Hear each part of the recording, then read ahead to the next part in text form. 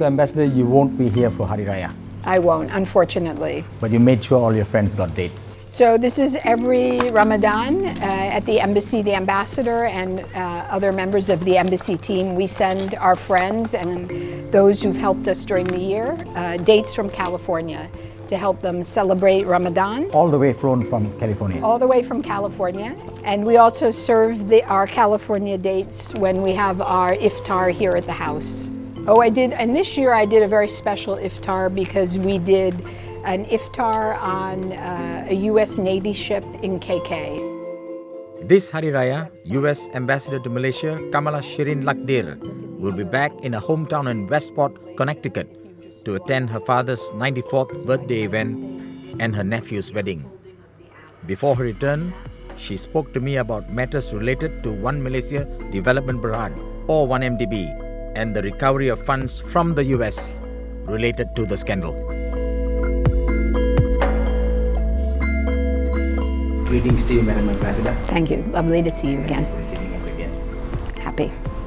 Much of the hope of Malaysia Baru hinges on the recovery of funds from 1MDB. Your principal Deputy Attorney General was in town and the process has begun. Yeah. And what can you tell us about the process of the money coming back to Malaysia? So the Department of Justice all along had been building this case.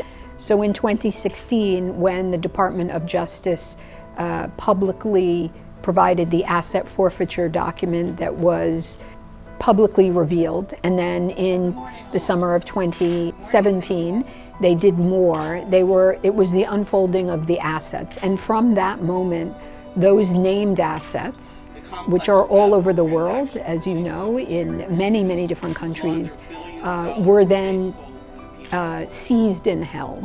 You saw the first tranche which just happened, which was the Red Granite and the Park Lane Hotel money. There was agreement that these monies could be released and could be returned.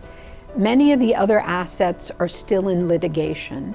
Perhaps an individual or an entity has come forward and says, these are our assets.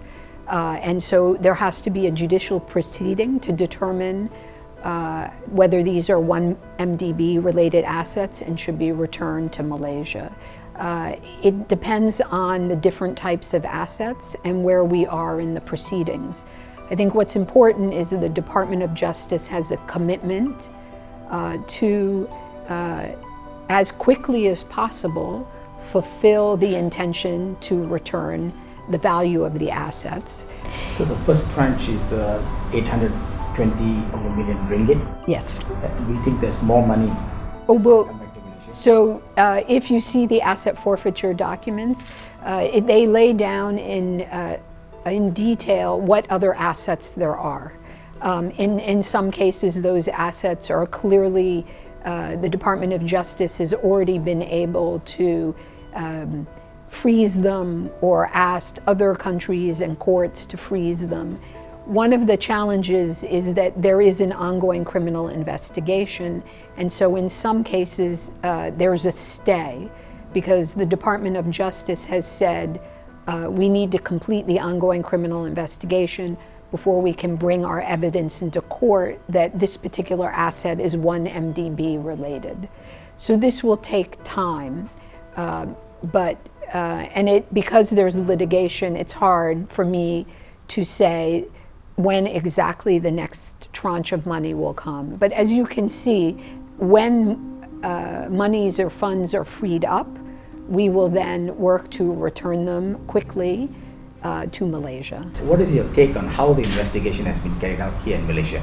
Just like in the US, they consider the case to be what I always say, in a black box. So it's very hard for me to comment on the nature of the investigation, the progress that they have made in the investigation on either side. I am very aware that cooperation is ongoing and cooperation is very positive between our two governments. One bag money.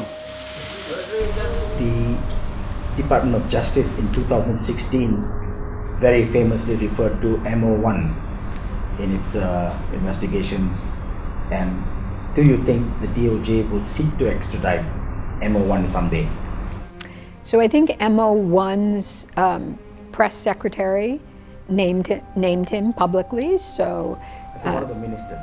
yeah. So I will say that the MO1 is currently being prosecuted in Malaysia, and I think that he has multiple cases against him, including regarding 1MDB. So I think the Malaysian authorities are taking the responsibility for prosecuting MO1. Does the FBI know where Joe Low is? So I don't know, because I am not with the FBI, so they won't share information. And I think but what is clear is both the United States and Malaysia have indicted Joe Low, and so they have an interest in his location. They have an interest in prosecuting him.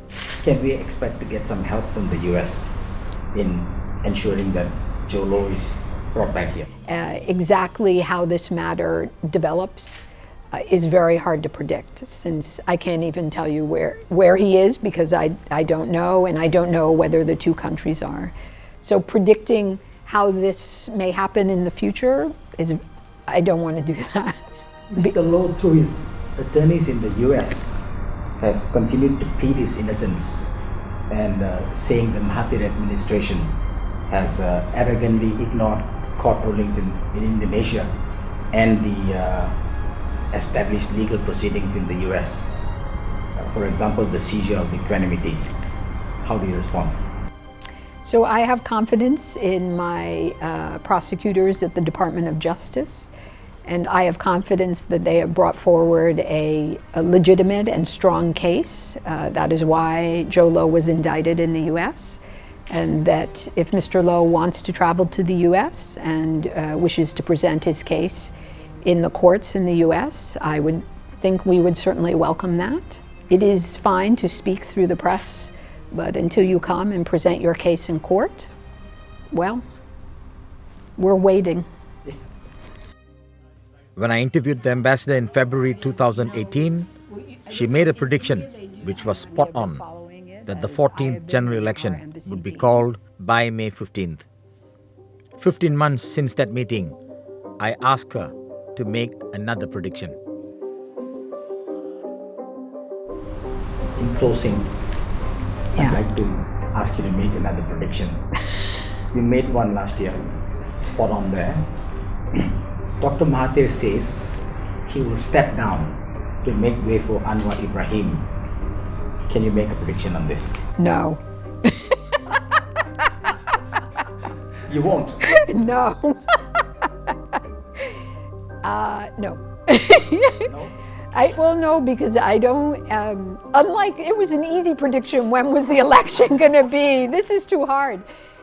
Looking at it, it is lots of factors within the coalition. So I think it is, and it also is Dr. Mahathir and his engagement within the coalition. So I feel that it is very risky to predict what Tun Mahathir may do and what his coalition together with the coalition.